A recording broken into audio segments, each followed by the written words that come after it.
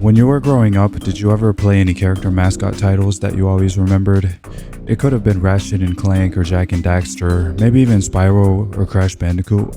Or maybe you were more into the more popular platformer titles like Mario 64 or Sonic Adventure.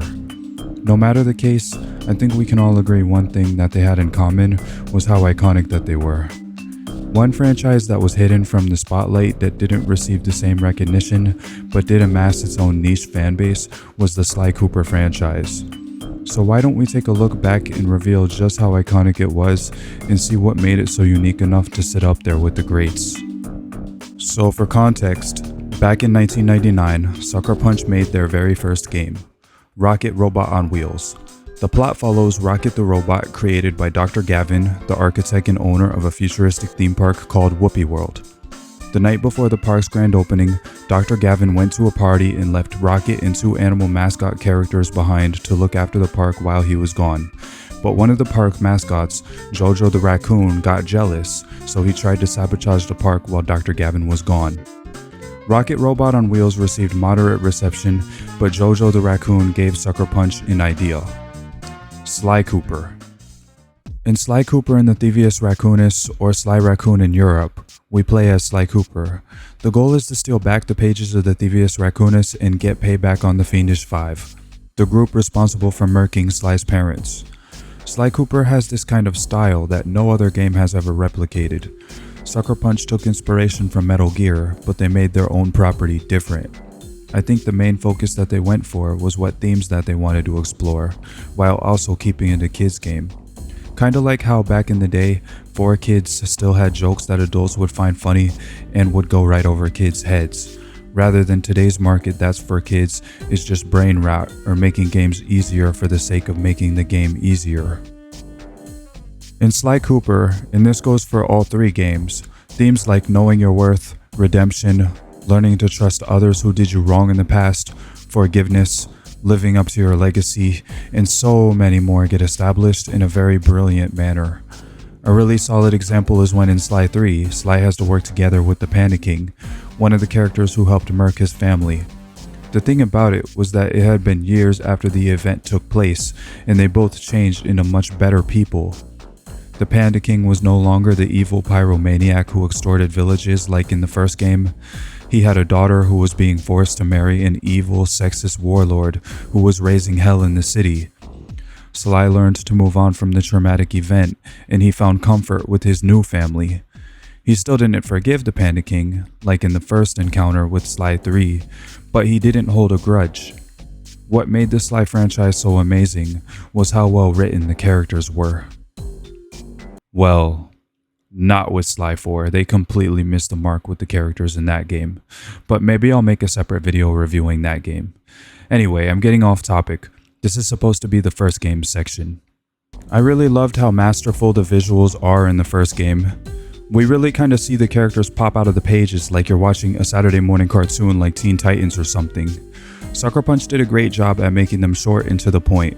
They show us everything rather than tell us, and they kept Clockwerk, the main villain, a mystery in his cartoon intro cutscene, which was a creative touch that was really engaging for a first time playing through. One detail I really liked was how they established motivations.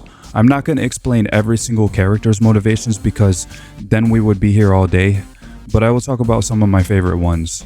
So in Vicious Voodoo, Ms. Ruby was angry at the world for ostracizing her for being different. This also applies to almost every single villain in the trilogy, but I think the way that they handled her situation was the best.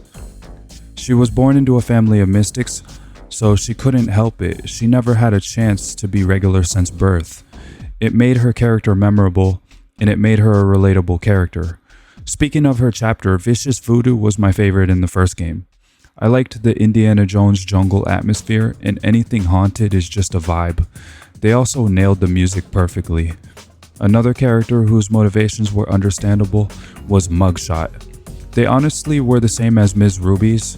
He was outcasted for being the run of the litter, which was outside of his control, so he worked hard to achieve incredible physicals, and he crashed out on anyone who did him wrong. It's honestly relatable, but my favorite motivation in the franchise, except for Sly 4, was Sly himself. He wants to live up to his family's expectations by taking on the mantle of a master thief, but he doesn't want to fail and allow his family name to bite the dust. It's genuine and he holds true to it until the very end, as was Sly 3, but I'll get to that when I get to that. As for the gameplay and structure, some maps will have interactive objects that Sly will have to use in order to progress, but they're unusable straight out of the gate. In order to get past them, you'll need to obtain a few keys. If you take any damage, you'll die, but you can receive a lucky horseshoe by collecting 100 coins or by finding them. You may also upgrade the horseshoe to level 2, which will allow Sly to take 3 hits instead of 1. Think of the Abgub de Bois from Crash Bandicoot. This keeps the game balanced and it makes it so that there's little room for error. It also encourages replayability since you learn the levels each time you die. A sort of trial and error effect, if you will. The levels are memorable and varied. My favorites are High Class Heist, Back Alley Heist, Lair of the Beast, and the Dojo level with the monkeys. I'm sorry, I forgot the name of it. There were plenty of other bangers like Gunboat Graveyard, Boneyard Casino, Two to Tango, the Swamp's Dark Center, and plenty more. The music was also damn near flawless. The keys and tones fit naturally with the spy theme that they have going on, and the songs still managed to capture the environments perfectly. As with the casino levels and the Haitian jungle levels, the final boss music was suspenseful and had solid payoffs in the chord progression as well. What I'm about to say next kinda goes with gameplay, but I feel it's necessary to bring up any criticisms now. The problem I sometimes had with the game was the pacing. In some levels, they have to remind you that Murray exists, so they give him a level where he either uses a van to win a race in order to get a key, or he has to run along a set path and Sly has to protect him using a turret. I don't like these levels because they feel like a waste of time. With the racing levels, the keys are in the middle of the racetracks, so I'm willing to bet that Sly could have just ran in when nobody was looking and he could have stolen them. The same with the Murray protection missions. These missions took me out of the moment, and like I said, it just felt like they wanted Murray to feel important, even though he's nothing but a side character in this game. He will have a much better impact in the next game, so it's nothing against him, and it's just my opinion, so I'm probably wrong, but that's what I was thinking when I had to play these levels. Overall, I give Sly Cooper a solid 9 out of 10. I didn't bring up Clockwerk much in this part of the review because he will be the focus in the next game, so I wanted to keep him more of a mystery, which is exactly what they did in the first game. I loved the narrative choice as is set up for the sequel, which is what they did when they showed Clockwerk's eye lighting up in the lava pit at the end of the first game. The music was a treat to listen to, the colors and art direction was a sight for sore eyes, and the characters were memorable. The game was also pretty challenging in some of the levels, even though it had some levels that I wasn't much of a fan of, like the chicken level, both types of Murray missions, and the riverboat Tiki Torch level in the Ms. Ruby area. The boss fights were mostly good. My favorite was Ms. Ruby because it was the most different and the pacing was great for the most part. In Sly 2, the Clockwerk parts get recovered by a museum, so Sly and the gang try to steal them. But soon as Sly arrives on scene, he discovers that they're missing. Carmelita and her new partner, Constable Neela, both voiced by Alazia Glidewell, seemingly indirectly clue Sly that the thieves who stole the parts were a group known as the Claw Gang. Keep that name in mind since it's gonna be important later.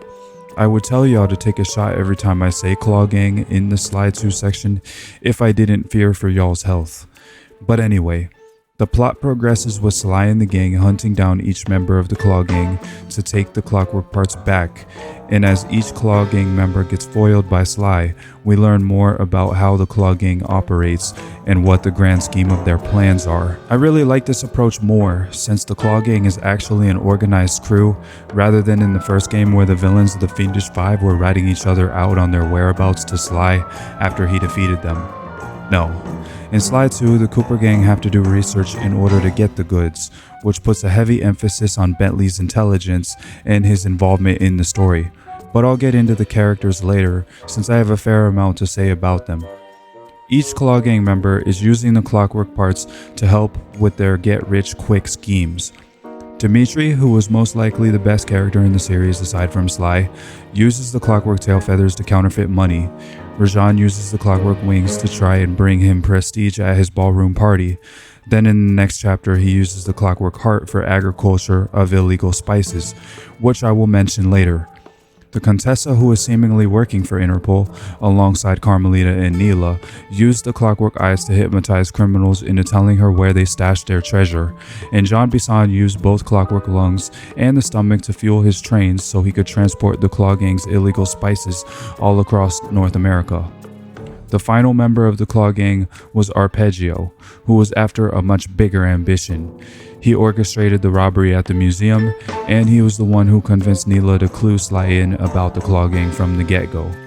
He wanted Sly to go after the Claw Gang members, so that way he would have Neela ambush Sly when he was almost done collecting all of the parts.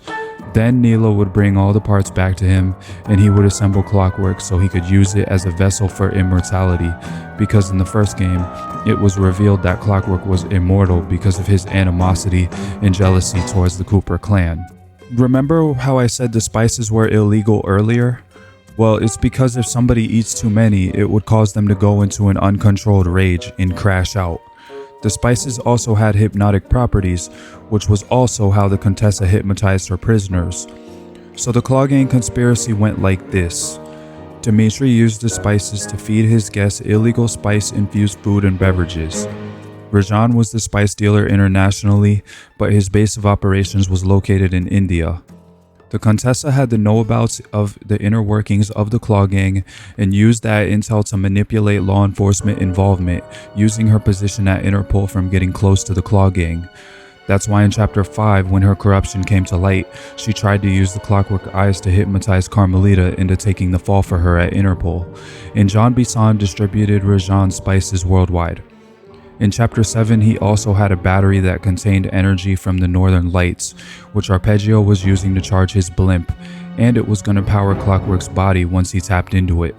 Finally, Arpeggio was planning on using the Northern Light battery to unleash hypnotic lights across Paris, where Dimitri's guests who had been exposed to Rajan's spices were, so he could gain immortality by feeding off their rage once he was binded to Clockwerk's vessel, because the lights were how the Contessa hypnotized her prisoners after feeding them spice-infused prison food. You know, after writing down the Claw Gang conspiracy, it's a lot more convoluted than it was after my very first playthrough.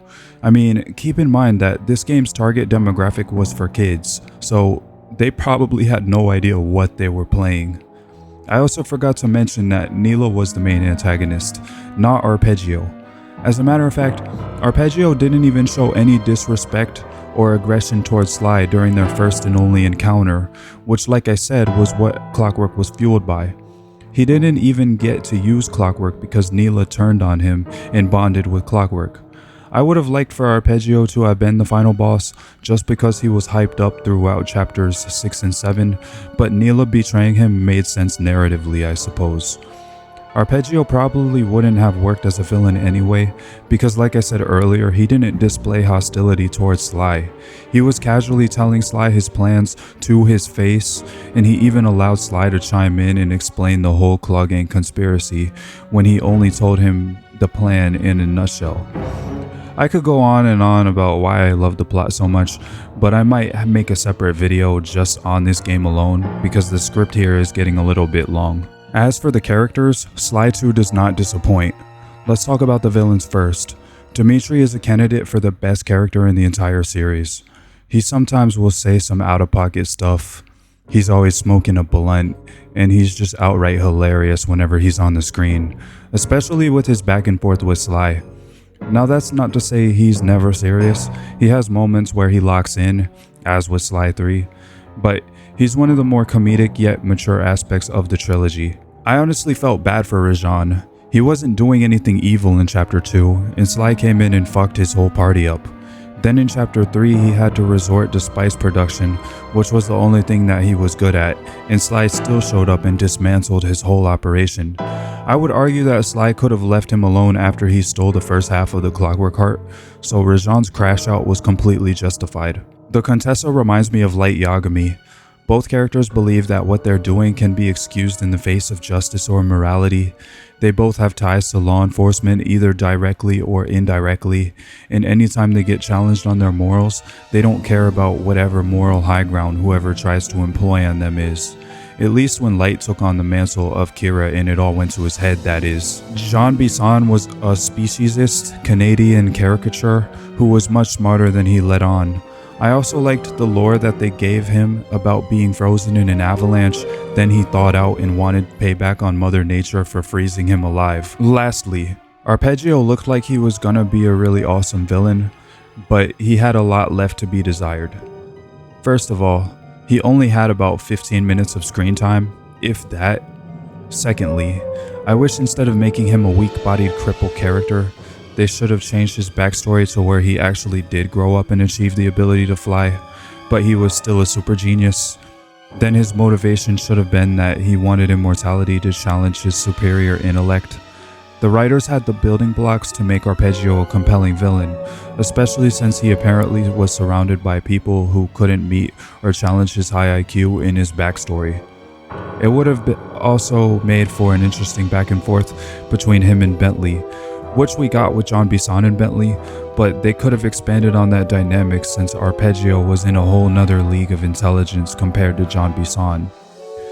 We could have seen Bentley doubt himself a second time, but then prove himself again to both himself and to Arpeggio. That's kind of a nitpick since Bentley already did that with Jean Bisson, but that's how I would have written it anyway, especially since Arpeggio was like a foil to Bentley. Lastly, it was really a shame to see him get killed off so suddenly, especially since, like I said earlier, he wasn't hostile towards Sly, not even in the slightest. It made me think that maybe Sly could have reasoned with him if Neela didn't betray him and take the Clockwerk frame for herself. Maybe Arpeggio could have been written like Archie or Maxie from Pokemon Omega Ruby or Alpha Sapphire, where maybe Arpeggio took control of Clockwerk, but then he realized that the power was too much for him to handle, and he maybe got buyer's remorse. Or maybe when he took Clockwerk, Clockwerk's consciousness awakens and fights Arpeggio for control. Then Sly has a moral dilemma to either kill Clockwerk, but also try to save Arpeggio in the process. One could argue that Arpeggio didn't even deserve to be saved anyway, because he was intending on causing a light show of hate across Paris just so he could get immortality. Like, his intentions were really there where he didn't deserve to be saved. But putting it this way, it just makes that really good questions come up, where you could think about it.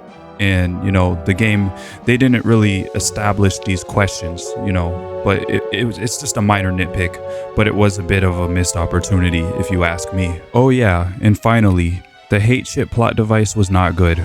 They should have called it the power card or the energy core instead, and it should have just been an electrical signature that allows movement for Clockwerk. Just like another component that doesn't have any real plot relevancy. Or maybe just a little bit of plot importance, since it was what Bentley removed and got injured while doing so. And it was also the component that Carmelita broke, which ended Clockwerk for good. I'm just saying that they should have called it a different name, which again is a minor nitpick. The last villain who needs no introduction is Neela. So I really liked her plot twist. She gave Sly subtle hints foreshadowing her eventual double cross. For example, in the first chapter, she said that she knew how much of a threat the Clockwerk parts were, and that she didn't want the Claw Gang putting them to use. Or how in chapter 2, she allowed Sly to use her as a dance partner to make Carmelita interested. That way, later on that night, after the Clockwerk parts got stolen, she would take a photo of Sly and Carmelita dancing so she could show it to Interpol to rat Carmelita out during her betrayal.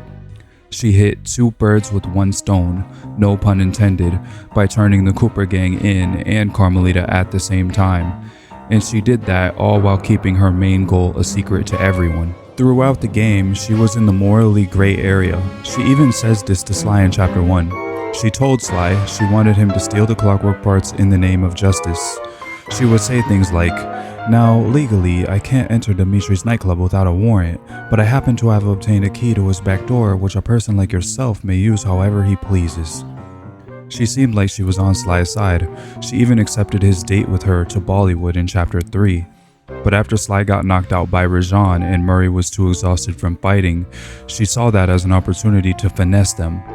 The only factor she didn't quite calculate was Bentley. She was a master manipulator through and through. Once she believed she was done with whoever she was using, she got rid of them, as is the case for poor Arpeggio, or she turned on them, as is the case with the Cooper Gang, Carmelita, and Interpol.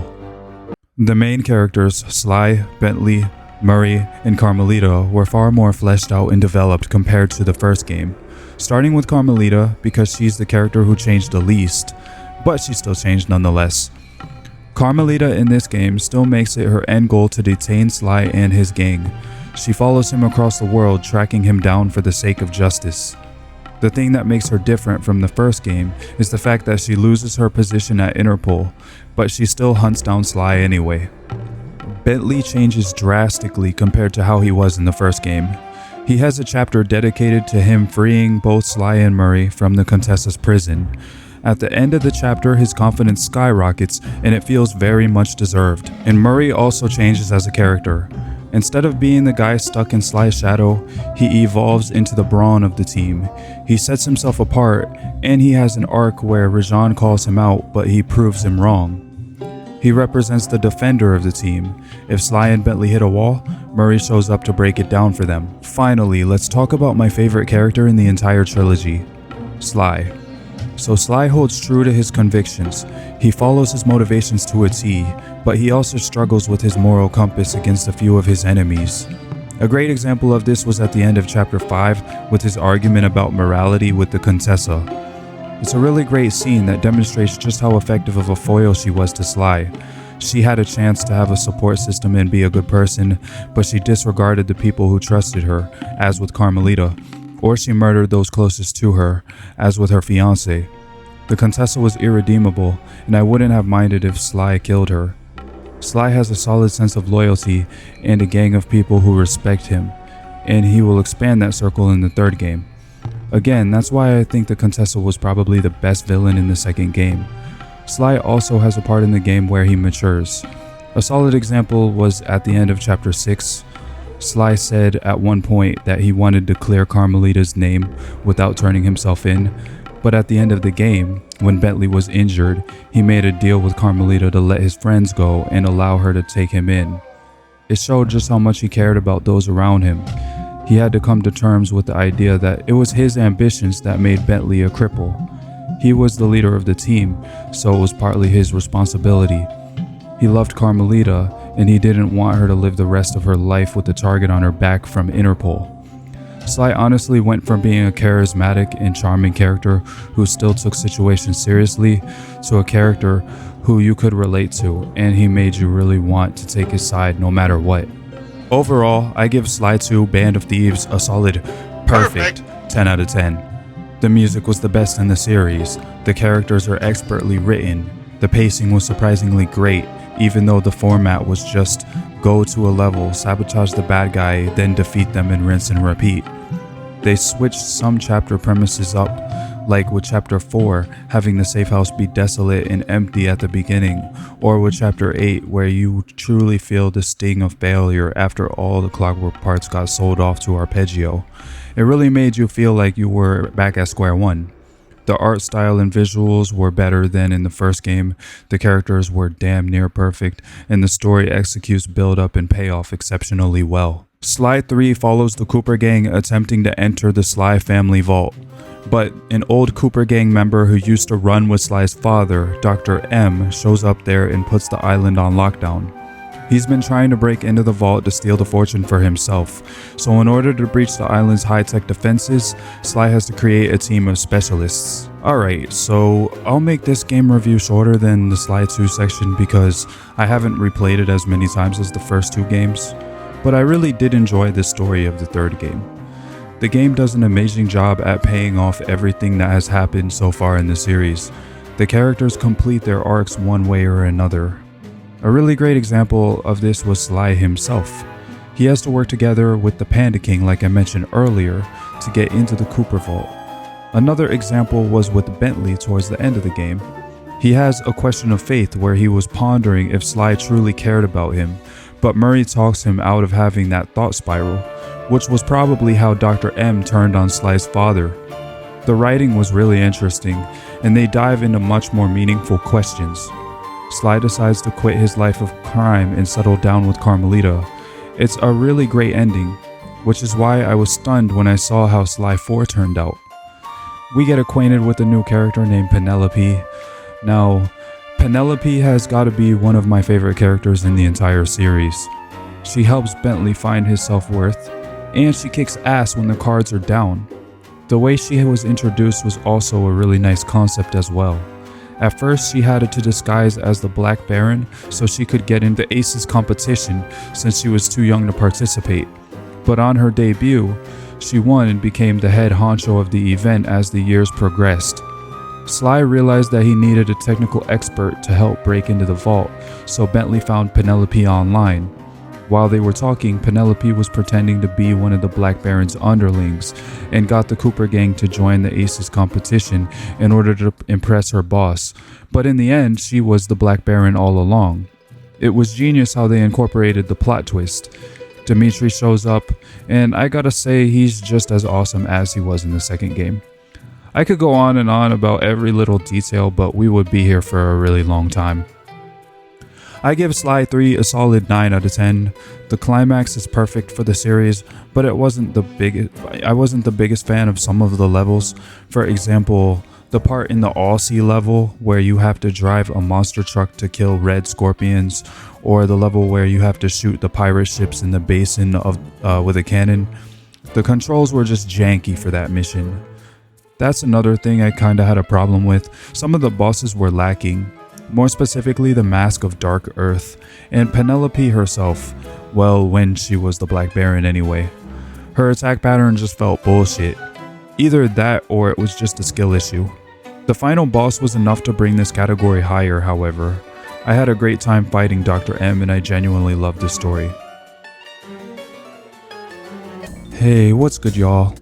Let me know what you thought of my analysis. Was I too biased towards Sly 2? Were my points valid? Let me know. I hope you liked the video anyway, and if you did, why not hit that like and subscribe button. Also ring the notification bell so you never miss a video. I hope y'all know that I'm still trying to find a job. I talked to Olive Garden, I had an interview and everything, and they haven't responded. It's been a couple of days. It's been 3 days, I think. I had an interview on Wednesday, today's Saturday now, and they never responded, so anyway, the uploads are probably going to be more scarce. If you're wondering why, well, that's why, because I'm looking for a job. You know, I got to get paid somehow. I don't know what the next trilogy review was going to be. Let me know if you have any suggestions. I was thinking of either like the Spyro Reignited trilogy or the Crash Insane trilogy, but I'm not too sure. But yeah, I feel like I was going to say something. No, I forgot what I was gonna say. I lost my train of thought. Whatever. But anyways, I'll see y'all in the next video. Oh yeah, I was gonna make an announcement. I was gonna say I'm working on a Pokemon Black 2 long play right now. It should be up eventually. I know some of y'all have been watching my long plays, so I want to just, say thank you for the support recently. Y'all have been watching my videos and I really appreciate that. We're at 42 subscribers. We just need 8 more and then I could start live streaming for y'all. But either way, I appreciate that. Check out my reaction channel as well, or not reaction channel, playlist. I'll probably put it in a card or something. I don't know. I'll put it in the description. But check that shit out as well. I watched The Amazing Digital Circus, all 6 episodes in one video. It's like 5 hours long. If you want to watch it, you don't have to. If you don't want to, I understand. Because, it's a 5-hour long video and people have lives. So I understand. But anyways, I'll see y'all in the next video. I love y'all. Peace.